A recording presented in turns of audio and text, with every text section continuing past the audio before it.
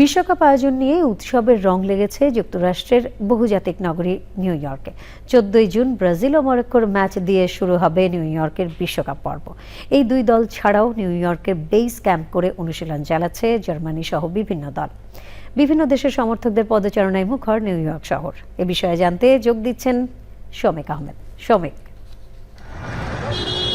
ধন্যবাদ।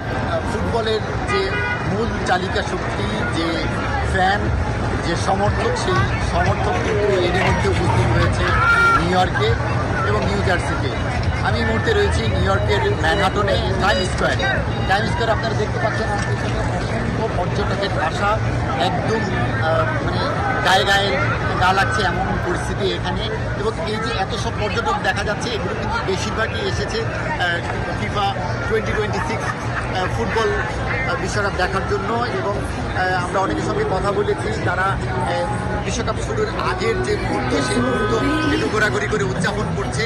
একই সঙ্গে প্রিয় দলের জার্সি কিনছে, প্রিয় দলের পতাকা কিনছে এবং নানানভাবে তারা এই যে ম্যাচ শুরুর আগের যে অংশটা, সেই সময়টা তারা উদযাপন করার চেষ্টা করছে। এবং এর মধ্যে আমরা যতটা জেনেছি যে ব্রাজিল টিম এর মধ্যে উপস্থিত হয়েছে, তারা নিউ জার্সিতে ক্যাম্প করেছে এবং মরক্কো নিউ জার্সি না, মরক্কো নিউ ইয়র্কে মরক্কো এসেছে এবং মরক্কো এবং নেদারল্যান্ডস নিউ ইয়র্কে এর মধ্যে চলে এসেছে। এবং জার্মানি নিউ ইয়র্কে আসার পথে রয়েছে। নিউ ইয়র্কে আসছে আপনার ফ্রান্স, ইংল্যান্ড এবং জার্মানি, তারাও নিউ ইয়র্কে আসবেন। তাদের ম্যাচ রয়েছে নিউ জার্সি নিউ ইয়র্ক যে স্টেডিয়াম, মেটলাইফ ফুটবল স্টেডিয়াম, সেই স্টেডিয়ামে 8টি ম্যাচ অনুষ্ঠিত হবে। এখানে ব্রাজিলের ম্যাচ রয়েছে, জার্মানির ম্যাচ রয়েছে, ইংল্যান্ডের ম্যাচ রয়েছে। তো বড় বড় ম্যাচ এখানে রয়েছে। তো সেই কারণেই ইউরোপিয়ান সমর্থককেই আমরা এখানে বেশি দেখতে পাচ্ছি। সেই সঙ্গে ল্যাটিন সমর্থকরাও রয়েছে এবং খুবই উন্মাদনা চলছে।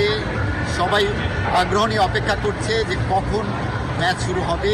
আর হয়তো কিছু সময়ের অপেক্ষা, তারপরেই শুরু হবে ফুটবলের মহালড়াই। তো এই ছিল ম্যানহাটন থেকে আমার কাছে সর্বশেষ। ফিরে যাচ্ছি স্টুডিওতে।